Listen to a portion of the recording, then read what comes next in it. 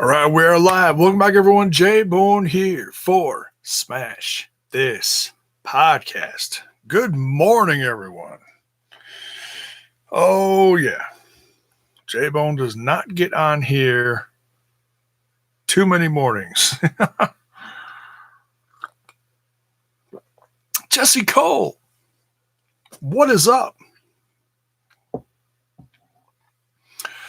Oh, we'll get the cheap plugs out of the way first this morning while we're still thinking of it. Don't forget to smash that like button, smash that sub button, and ring that bell for notifications so that you know when more of my content hits your screen.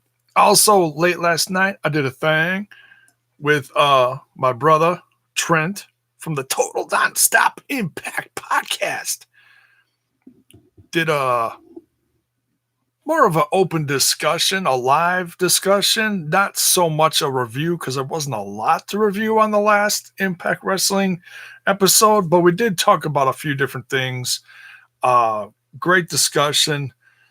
And, I mean, I'm used to going live, and they're not used to going live. So, but they're really enjoying the live experience, and I got a feeling that the Impact Loungers are really enjoying it too. So we're going to keep bringing that, and so keep an eye out for that. We're going to be changing it up because this whole Google Hangouts thing, like the classic way of doing it on here with more than one person, is going away. So we got to come up with a different plan, like the OBS or something like that, to go live on here. So keep an eye out for that. We'll be changing it up.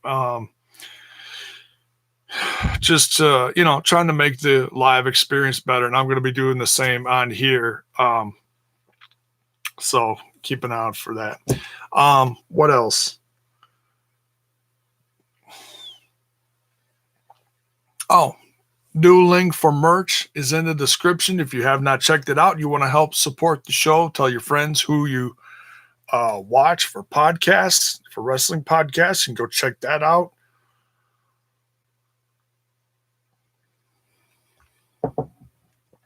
All right, let's talk some AEW. We are officially on the road to All Out. It's going to be in Chicago, end of August. Very excited for this. Still hoping I could find some kind of way to get tickets. I don't know if I'm going to have to go through a secondary market or what. I have not checked out the secondary markets yet, but we'll see. All I know is that in general, they sold out in like 10 minutes, which is just insane.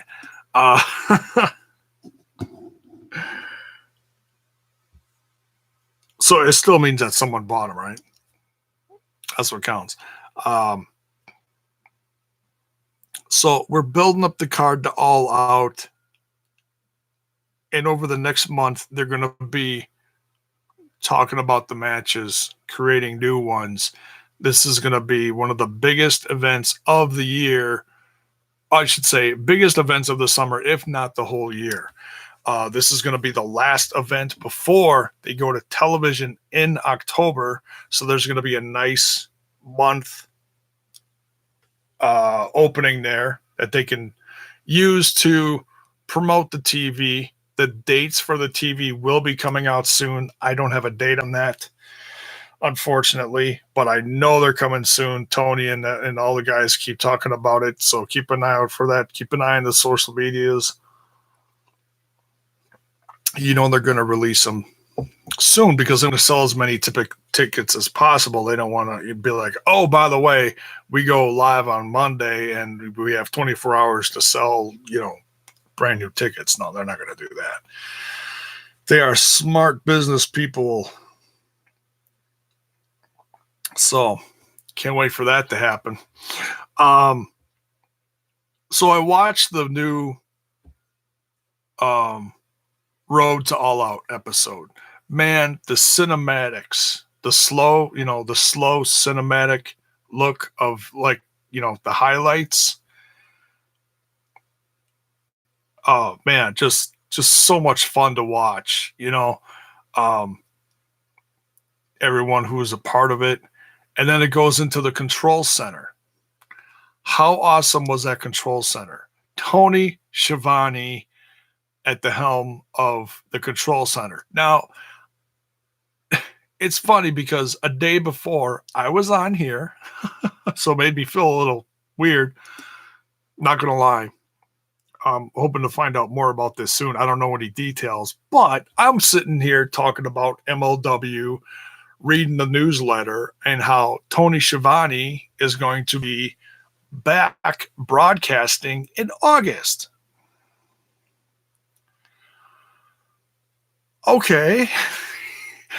He's broadcasting with MLW, doing the announcer spot. Looks like they're going to be going back and forth between Cornette and Schiavone, or a 3-man team. Not quite sure yet. But now all of a sudden, he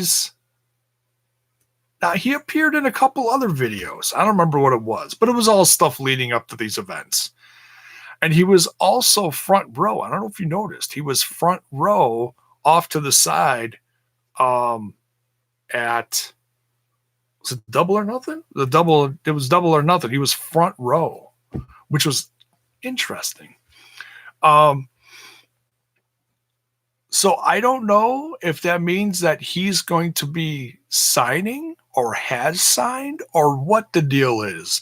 But seeing Tony Schiavone with the whole, control center feel just gave me like almost goosebumps, like I was watching like an old WCW like news update, from behind the scenes in the offices, it was just, with all the screens in the background. It was cool. It was, man, it almost reminded me of, God, who else used to do that? I think Okerlund used to do that too. Man, that just gave me a warm feeling watching that. So I don't know what's going on with Tony Schiavone. Is he just doing this for shits and giggles and he's not really officially part of the company? I don't know. I mean, I can't imagine how that makes Kurt Bauer feel, I don't know what's going on, but I love the fact that Tony Schiavone is a part of this somehow, some way. We'll have to see where this goes. I'm going to keep a very close eye on this. And as soon as I see something reported officially or whatever, I'll let you guys know too. I saw someone in the comments of the video last night when I was watching said, can we please get a 3-man team, including Jim Ross and Tony Schiavone? That would be just amazing. And then keep Excalibur in there. I'm really liking Excalibur. I think I can't think of the other guy's name, and it's Alex Marquez or something like that. I don't know. I'm not feeling him. I'm not like damning him, because they've had a whole whopping 3 shows. But I don't know. Maybe I don't know. Maybe I just need to give him more time. But I'm not really feeling him. We'll have to wait and see. But I'm digging Excalibur. I'm liking what, because he's got a history with these guys. A lot of guys from this company, especially the Young Bucks, working on the West Coast. From PWG and such. So there's that. Yeah, so we'll have to wait and see what's up with Tony Schiavone and what all officially becomes of this. I am really curious to know. Also, we get the sit-down interview, which was cool, between Sean Spears and good old JR, and talking about why he attacked Cody And just because of some verbiage that was said in prior interviews when Cody was talking about Sean Spears onto people, and then they went by the way, like he used a lot of people on the way up, something to that effect. And I was like, that's interesting. And then it was hinted at the day before that Sean Spears was going to end up getting some kind of manager or mentor in the company. And it's, ooh, who could that be? Well, we found out pretty damn quick, didn't we? They didn't wait. We found out right off the bat, right at the end of this interview. He cut the interview off. Tully Blanchard walks on camera and tells JR, "Hey, this interview is over." And JR's just got this look on his face like, "Oh, okay, Tully." So we have a 4 horsemen back in the game of professional wrestling for this company as a manager for Sean Spears. That is incredible. You gotta wonder if Arn Anderson is going to follow. I know he's coming off of how many decades on the road, and he's as soon as he was let go, he put out interviews, short but sweet ones, saying he's like, "Hey, I just want to take a break. I don't think about signing with anyone right now. I think he's interested in AEW, but he's got a bit of a tarnished name, but I'm pretty sure it's going to get forgotten about. He's made some mistakes, but damn, who hasn't made mistakes in the wrestling industry? But he's a figure of authority, so that's why it maybe goes a little further. Like something bad happened on his watch. Well, we'll see what happens. But for now, we have Tully Blanchard, classic 4 horsemen figure, back in the wrestling business. Man, this is just awesome. I know a lot of people right off the bat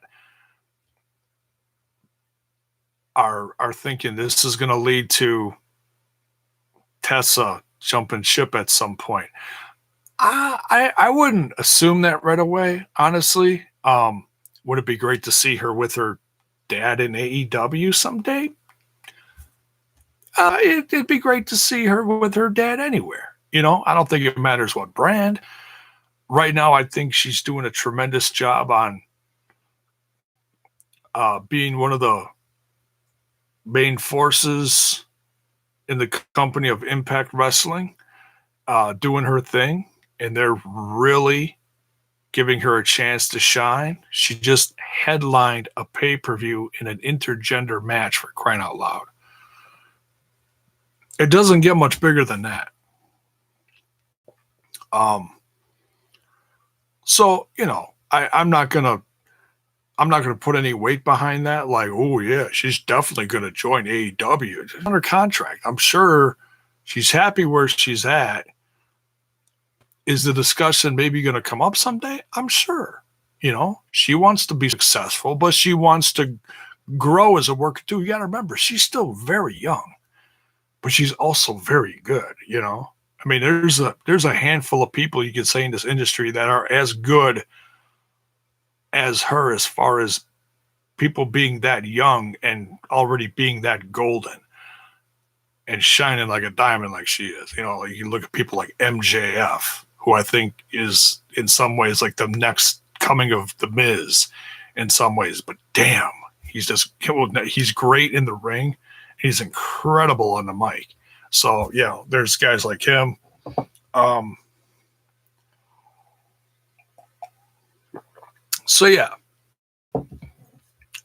Back to Sean Spears.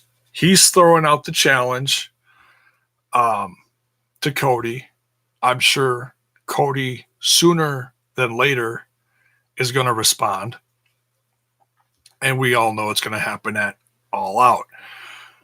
So if we look at the card, we've got the definite matches of the headlining match. Presumably, is going to be Hangman versus Jericho um, for the AEW championship.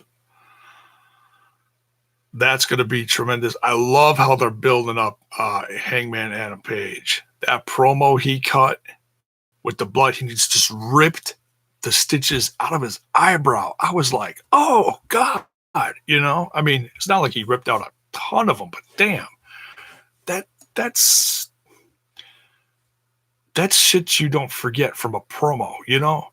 It kind of reminds me of the old promo where Ric Flair was, screaming into the camera and he starts beating up his forehead and making himself bleed. It kind of reminded me of that, only not as intense, you know. But it's stuff like that you remember, and this is really going to push Adam Page to grow as a character too. I can't wait to see what happens next with this. And like I said, they got a month to build this, or just over a month. So they got plenty of time to twist this, turn this, whatever. It's going to be great. You got, almost said Dean Ambrose, damn. Mox versus Omega. That's going to be one for the ages. That's going to be crazy. Some people probably say that should headline, but we'll see. I think the championship should headline to really, put an exclamation point on the brand for their last event going into television. They're going to have Shawn Spears and Cody. It's not official, but it will be soon. You're going to have stuff talked about with tag teams. You've already had a couple matches where the Dark Order won, and what happened at the last one? Oh God, it's already fuzzy. Well, that just shows I need more coffee. But the tag team tournament's going to go on. There might be something at All Out, or it might just start on television. That'd be a great way to fill up time on, and I mean that in a positive way, of course, to really put the tag teams out there in front and be like, hey, this is what this brand is going to be about. It's going to really focus on tag team wrestling. We're not going to put tag team wrestling on the back burner like other companies have,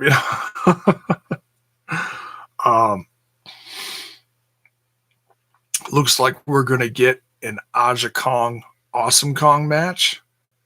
They had to stare down at the Fight for the Fallen. That should be epic. I got to imagine they're going to make that official somewhere over the next few weeks. And it's interesting watching Brandy Rhodes. She's going to shine as a performer, but in some ways, I think almost going to take a back seat and become like a manager here in a sense, because she is a figure of authority, but I don't think she's going to be an actual like GM type. So,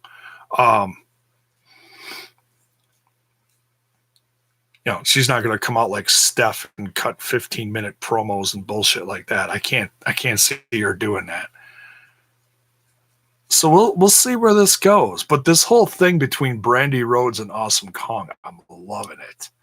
And I don't know if Aja Kong is going to be an official part of the roster or what they're going to do. But man, a legend like that, can't wait.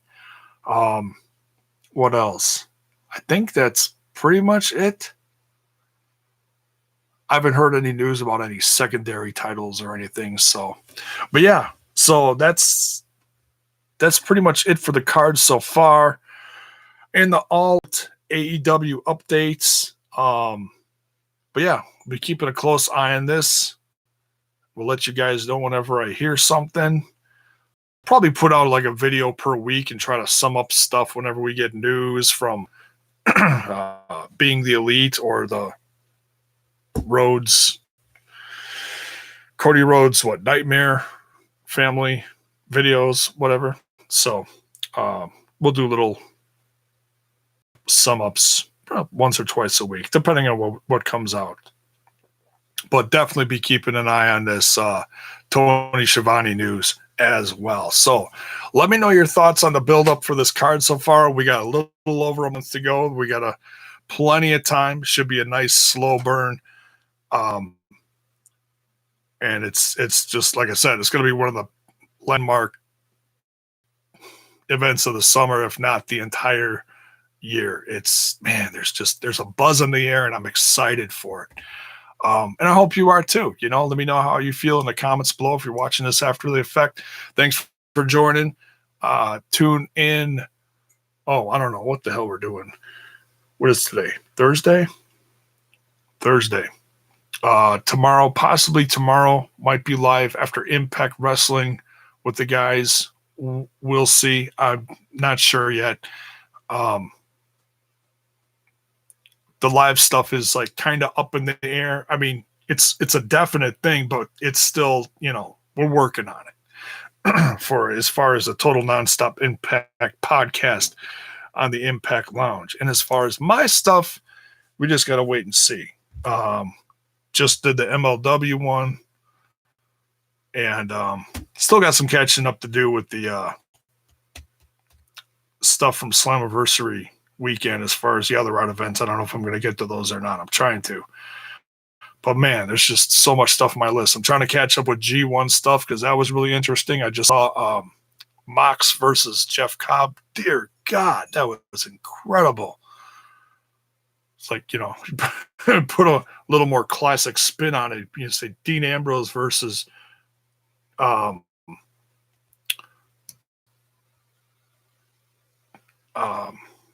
Batonza Cueto. It's like for Lucha Underground. So yeah, just like that was in the back of my head while I was watching it. Except this was cooler. So yeah, I'm not watching every single thing from the G1, but there are key ones that I'm very curious about. Archer versus Fale. 2 monsters. Damn. Archer's just kicking ass. 4 points. This point system is interesting. And I'm still real green to all this. I'm just watching like the singles matches. I'm not watching all the tag ones. I just can't stomach all the tag ones.